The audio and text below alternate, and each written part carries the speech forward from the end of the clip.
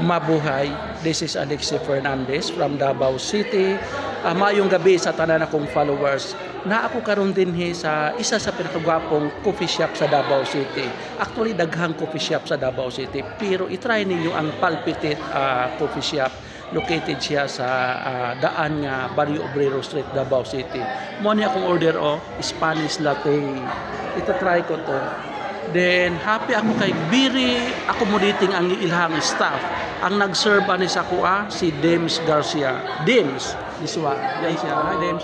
Dems, invite mo sila. I-invite mo mga taga Davao City. Hi, Davao News. I'm Dems Garcia. Pumunta na po kayo dito sa Coffee Davao.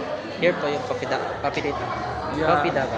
Yeah. Yan siya. Oo. So, guys, please continue to patronize Palpitit Coffee Shop. Very nice ang ilahang settings, ang ilahang lugar.